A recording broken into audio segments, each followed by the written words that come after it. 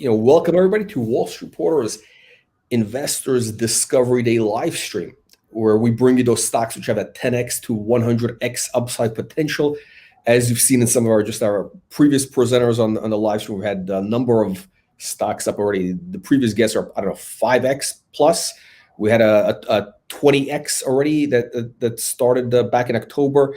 We're going to find out if Delic, DELC, is going to be that next. I don't even want to say 10 bagger because we're raising the bar, Matt. I don't know if you were listening. We're looking for those 100 baggers. Wow. I like to exceed expectations, so I think that's realistic. I like the way you think. So on that note, I wanna kind of, again, this is your first time on a program. So what I'd like to do is, I'm going to do things a little bit backwards. Usually I ask the CEOs to tell us, explain the story a little bit.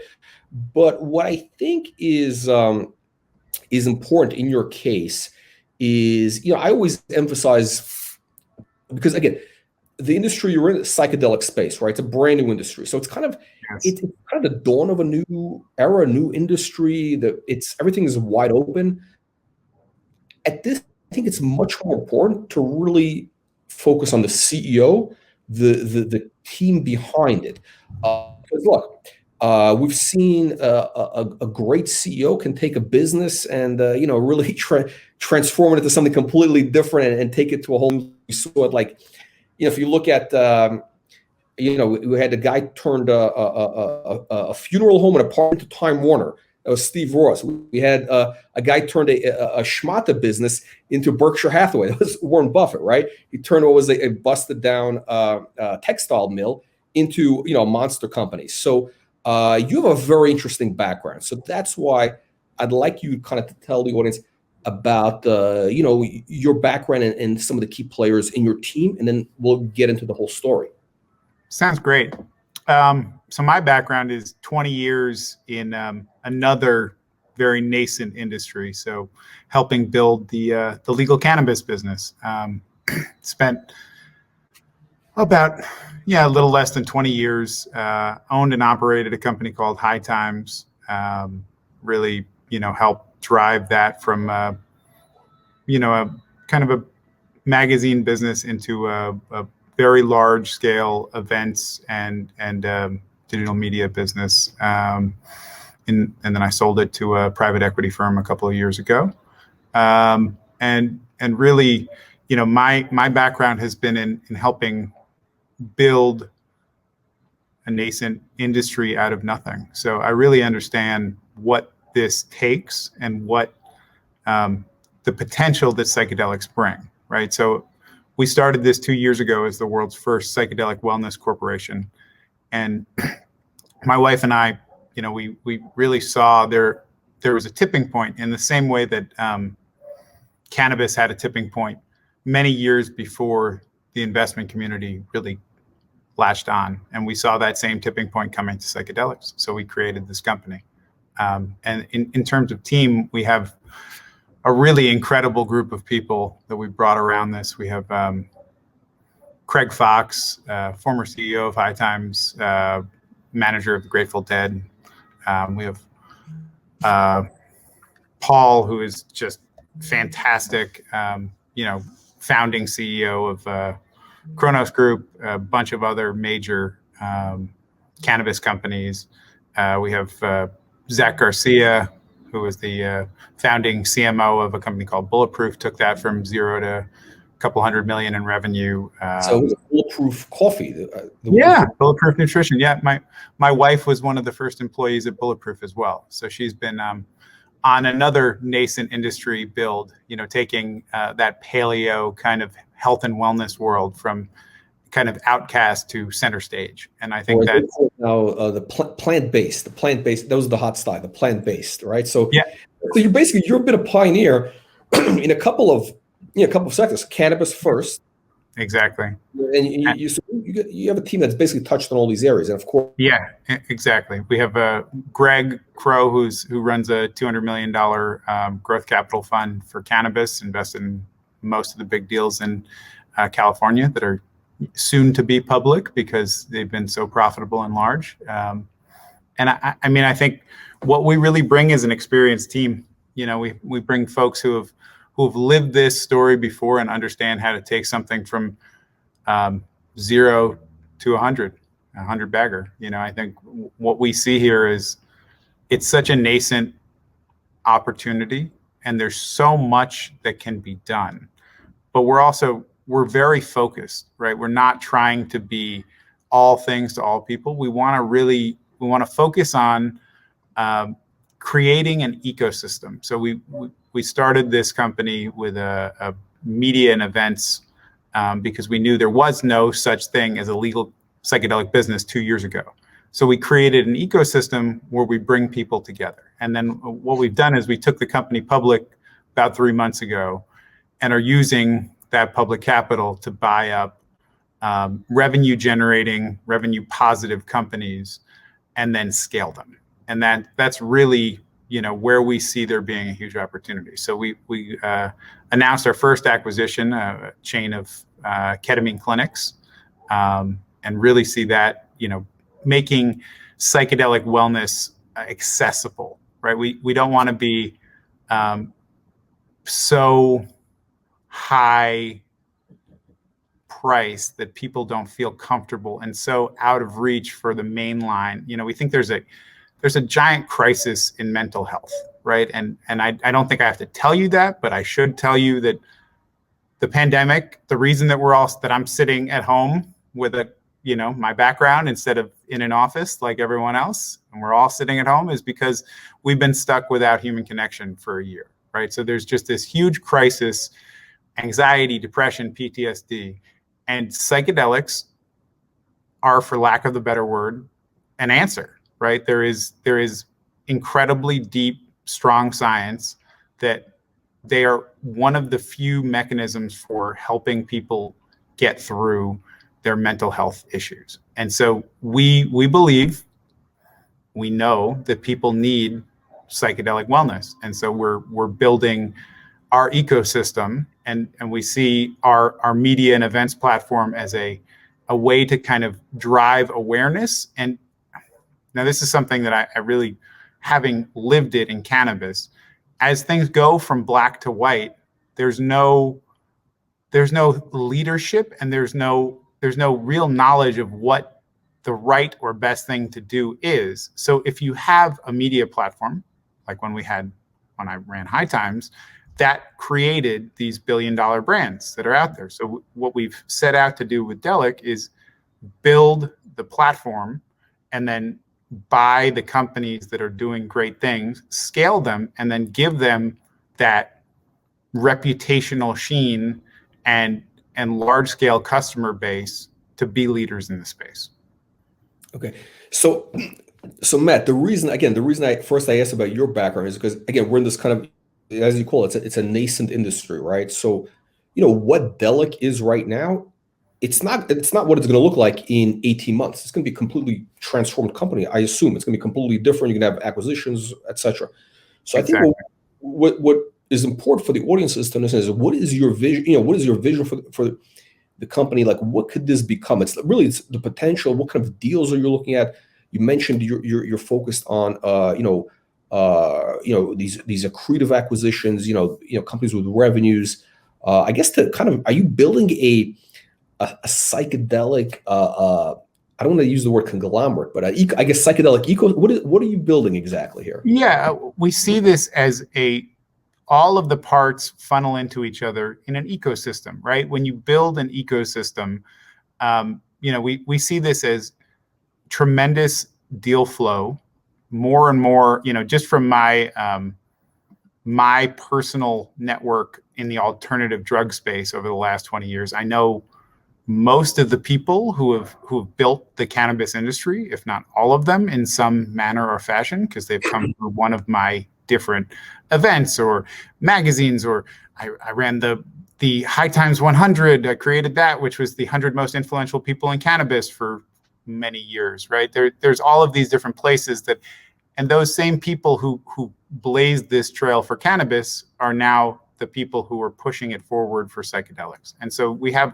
a lot of incredible opportunities, and we feel like we've created a really great structure We came out kind of with an incredible team, and have really been looking for deals that, as you said, are accretive and really cash flow positive, and we can pour capital onto grow, and then use our ecosystem to funnel both reputational excellence and people to buy, to actually spend money. And I think it's a lot of the deals you'll see in psychedelics are telling you, give me 5 years and I'll make you billions.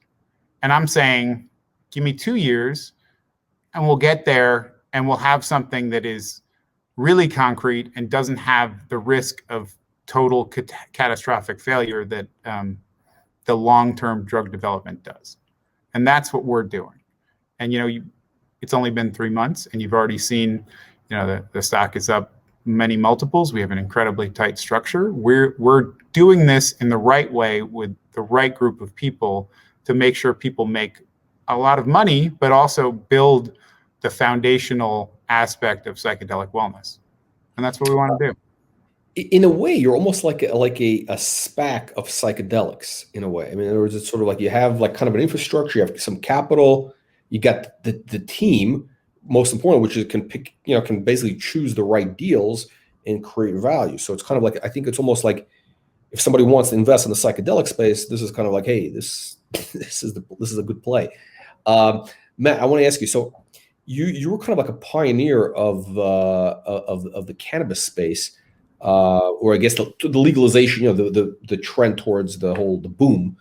What do you see psychedelics, mushrooms, and what's the commonality here? And is it going to be the same type of level, or different, smaller? What's going to be the? It's a great question. I think there's only one cannabis, right? There's many different strains, and there's indica and sativa, but really there's cannabis.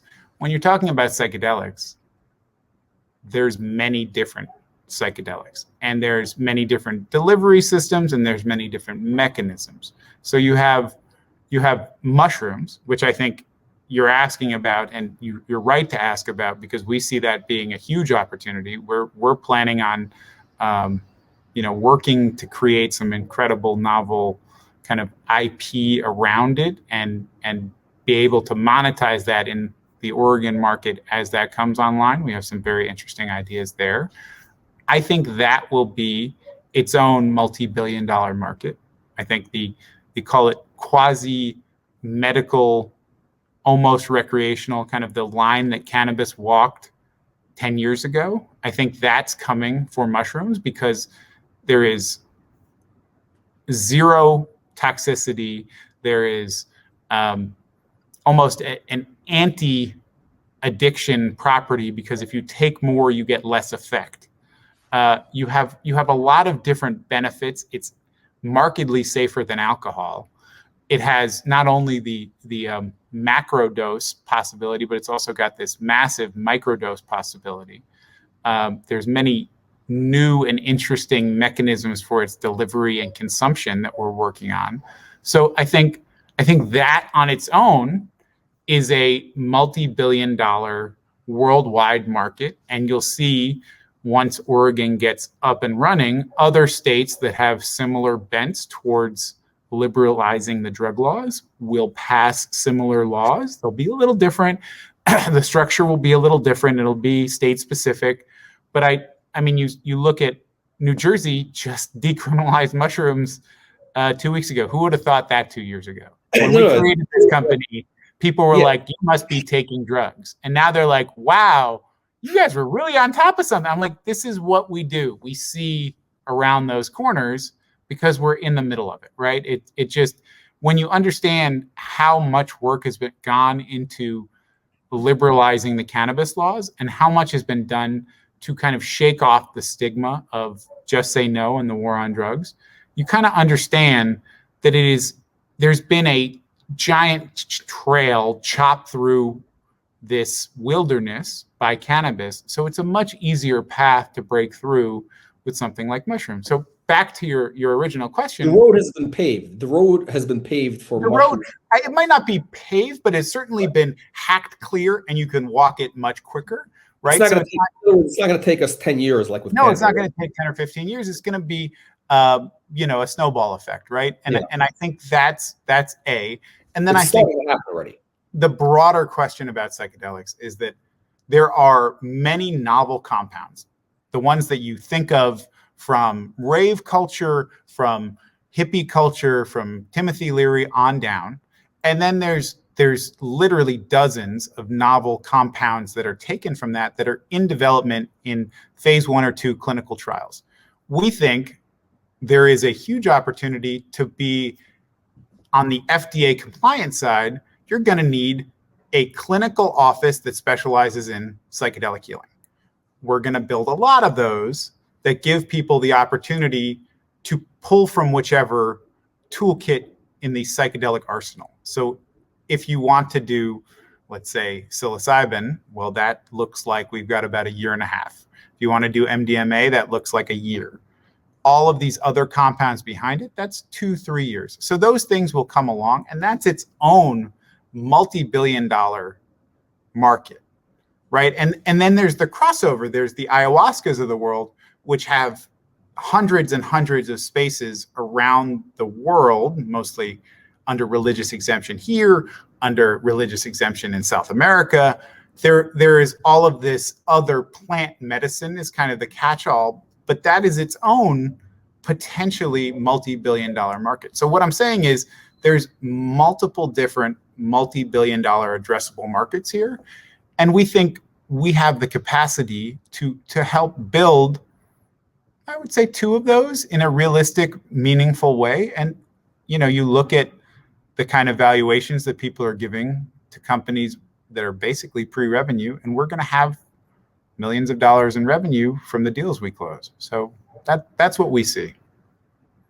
Okay, Matt, what right now, what kind of what's the business, the operations, like what do you have like at the moment at Delic?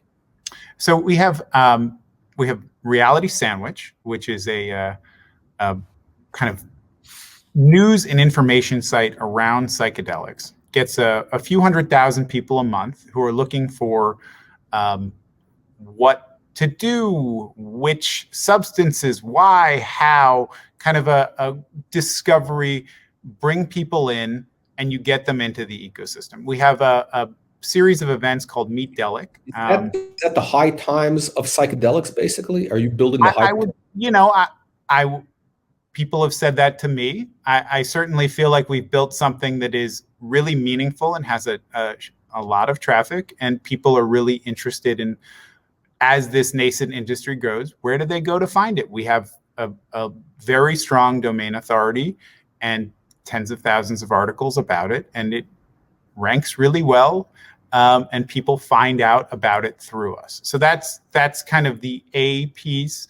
We have Meet Delic, which is a kind of a psychedelic wellness summit that we've been doing online events, drawing tens of thousands of people. So that's been going very well. And then, we just bought, or in the process of acquiring, we've announced the acquisition, a company called KIC, Ketamine Infusion Centers. The team behind that has built dozens of clinics. They're really super experienced at rolling out and scaling the clinic business.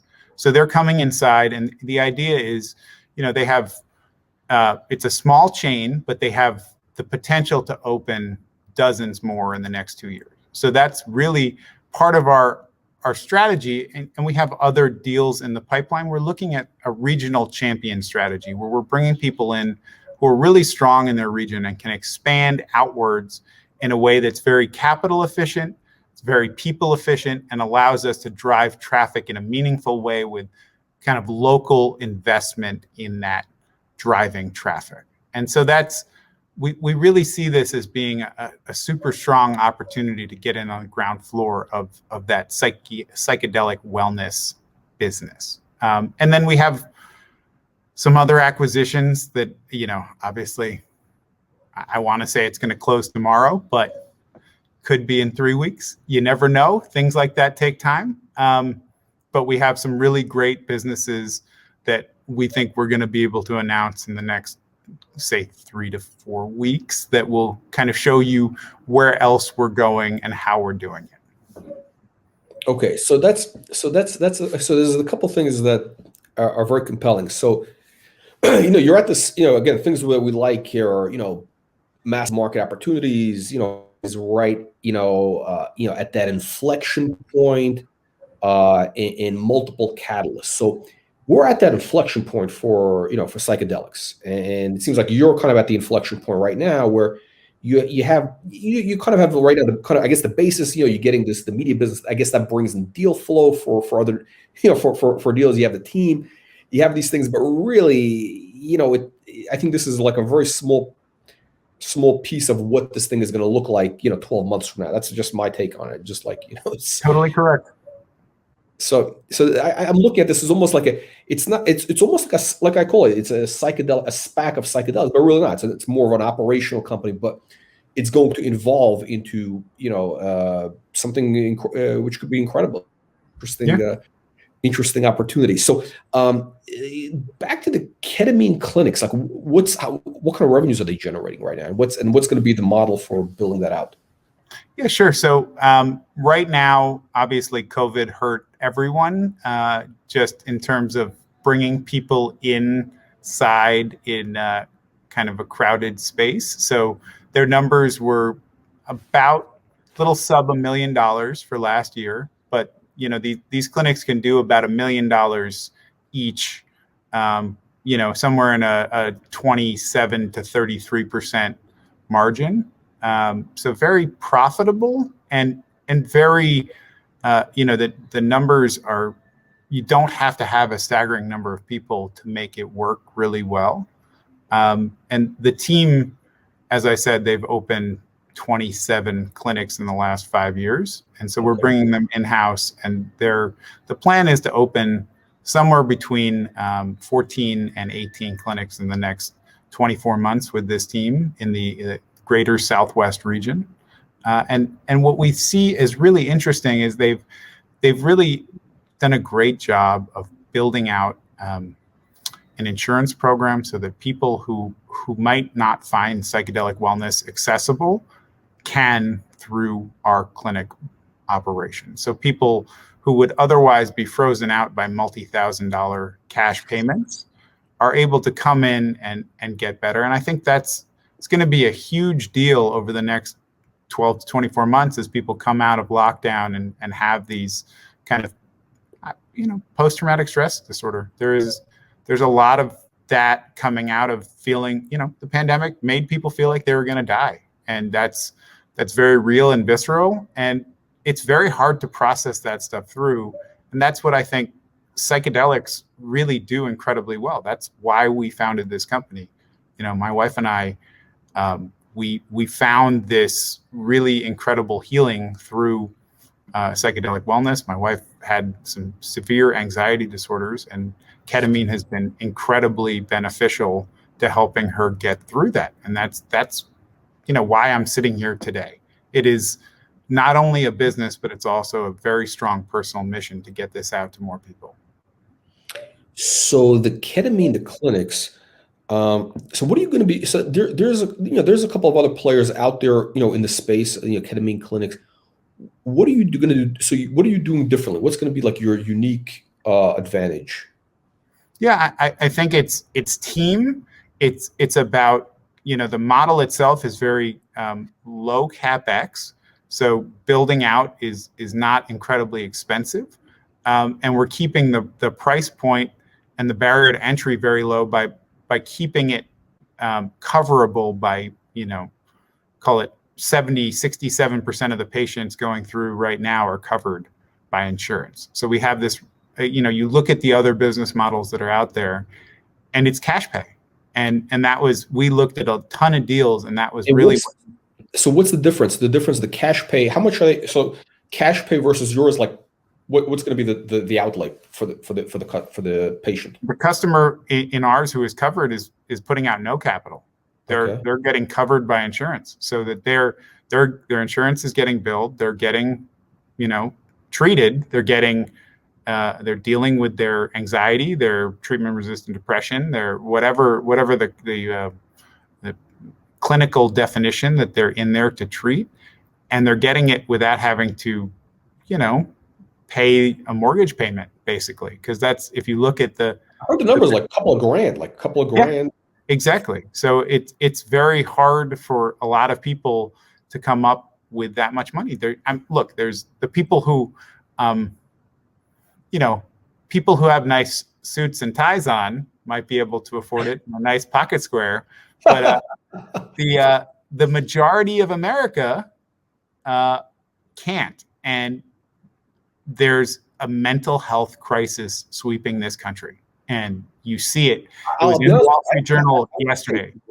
Yeah, I mean, I wouldn't want to pay $2,000 for any treatment. Why would I pay $2,000? I'm saying, so we're giving people a very accessible option, and bringing them through and giving them healing. And you look at the wellness industry. You want to talk about $1 trillion potential. Right? Instead of billions, you're talking with T's, because wellness is, if you ask anyone what they're willing to do for wellness, it's staggering, and it so price. It has no price, really. Because otherwise, what are you doing it for? What are you making the money for? What are you making the time for? So it's just like, Matt, here's a question. How are you able to have this covered by insurance? Like, what are the other guys doing that's different? Like, if they're charging a couple of grand, you're doing it for worth. Like, how is the model? It's about the team and the data collection and kind of how they've worked through relationships with local insurance companies, where the insurance companies cover what they do. So it's, I don't want to disclose trade secrets on open air, but they've done a very good job.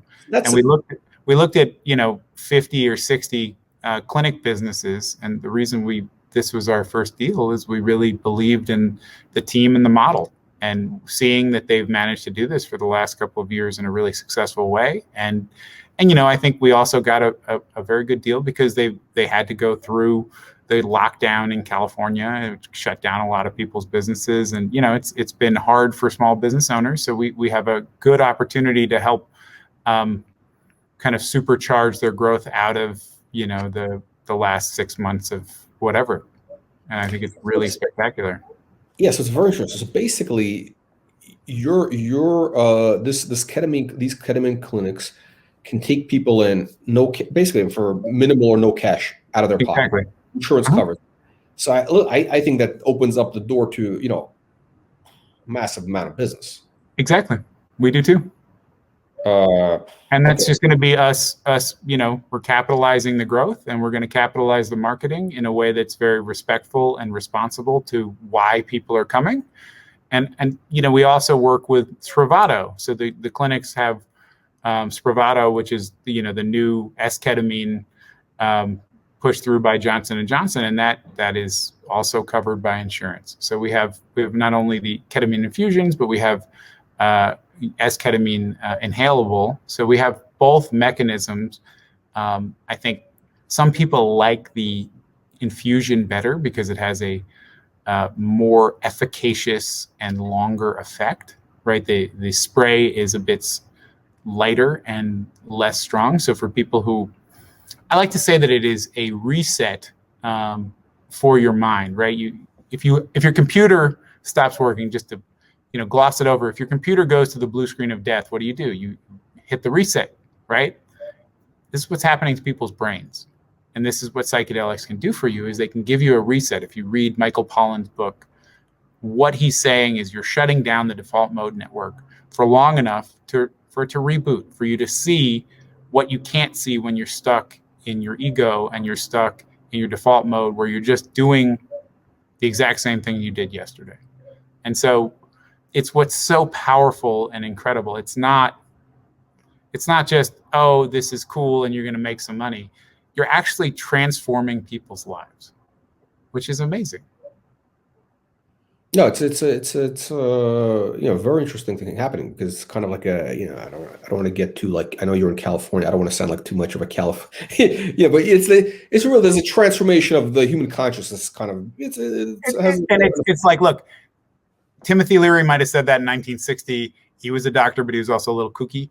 What's happened in the last 20 years is that you've had the largest medical universities in the United States sign on and say, this is transformative. You've had the FDA grant breakthrough therapy, which is a designation that's given only one in hundreds of drugs to the last two psychedelic molecules that are going through stage 3 or late stage 2 trials. So you have not just some California crystal woo-woo stuff. You have like very hard science from some of the best research universities in the world saying it's unexplainable, but it changes lives. I had this conversation with a woman, probably shouldn't name because, well, you know, she runs the VA in a state back east.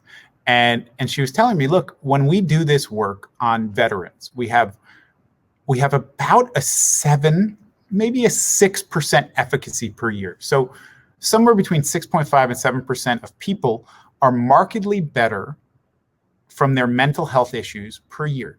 Now, what she said is when we did MDMA trials outside of this, we did it separate from the VA, but with these people, the efficacy rate rises to 70%. So 10x, more than 10x efficacy, which is insane, right? It's almost mind-boggling. Yeah, but it works. And over a period of a year where people are reporting that they're not suicidal, that they're not in these crazy funks, that they can get out of bed, that they can deal with their wife and their children. And, you know, the things are just incredible. So, you know, this is what I'm saying. It's not just some California woo-woo, go take your ayahuasca and do your yoga. There is a real scientific basis for all of this, all of these things. And look, as a cannabis person, what's happened is very interesting because cannabis was off limits. Only one place in America could you get weed to do research, the University of Mississippi. And it was terrible weed, just awful. A friend of mine was one of the 7 US patients who got it. That was the only research. And you couldn't get a DEA license to do cannabis research because they were trying to push it down, right? But in the interim, all of these giant research institutions have gotten MDMA, psilocybin, even some LSD. You know, these novel compounds have been rigorously researched over the last 20 years. And what's come out is just incredible. So it's like you have more science. Look, I knew Charlotte from Charlotte's Web. I knew her mom. I saw the difference. I saw all of this in real time as the people were transformed and healed by cannabis as a healing therapeutic substance. But there wasn't great science. It was all done by my compatriots, by people kind of on the other side, just pushing it out there and trying it. With psychedelics, there's incredible, real deep science on how transformative it is. So that's what I think is it's such an incredible opportunity for people to be a part of. And this is what we're offering, is like an opportunity to ride what I think is a multi-billion-dollar wave. Yeah, no, there's no question. This is going to be, psychedelics is going to be, the big theme. I think, there's, what's this guy's? There's a hedge fund guy he was very big in cannabis early on. He's been on this. No. I'm trying. The name will come to me, but okay. This is a massive theme. So let's look at the share structure. Like, how many shares are outstanding right now? Like fully diluted. What's in the float? Fully diluted, 50 million shares. Super tight structure. Did it non-brokered. Brought it out. Came out at 20 cents. We're at 70 something right now. 3 months. Incredible. No junk on the shell. No, everything was done incredibly tight. All of us founders locked up for 3 years. No. I don't want to say bullshit. No bullshit. We've run this thing, having lived through the first cannabis boom, what I wanted to do. Learn the Create lessons. something. I didn't want to do the thing where you take all the value off the table before the deal comes off. I wanted everybody who comes in to participate in the upside. You know, the structure we really did was we came out public with what we had, and using it as an acquisition corp. So not quite a SPAC because it already had a business and revenue, but and I think the ecosystem play that comes from the business that existed is really attractive to the companies that we're going to bring in, right? So it's more than just, hey, we have some capital, jump on the bandwagon. It's we have an incredible team, we have a platform with hundreds of thousands of people looking at us. We have the ability to create and burnish brands, and we want to bring you in, company A, and we want to grow that business. And I think a person I mentioned before, Greg, who is one of our senior advisors, he's done this incredibly successfully in cannabis, and you'll see some of those deals come out in the next year or so at massive valuations, because what he does incredibly well is find cash flowing entrepreneurial businesses and then structure them and give them growth capital. And so that's really what we're doing here is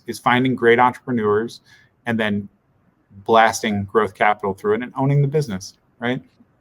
How much? Okay, so how many shares are on the float right now? I think it is 50 million is the total outstanding. And I think, I want to say it's about 17 to 20 million shares that are floating in the original investment round. I got to do math. Hold on. Doing math in my head. Yeah, that seems about right. Okay. And how much? So how much cash do you have right now? In how much cash is in the bank? Somewhere in the $2+ million range, $2.5 million range, something like that.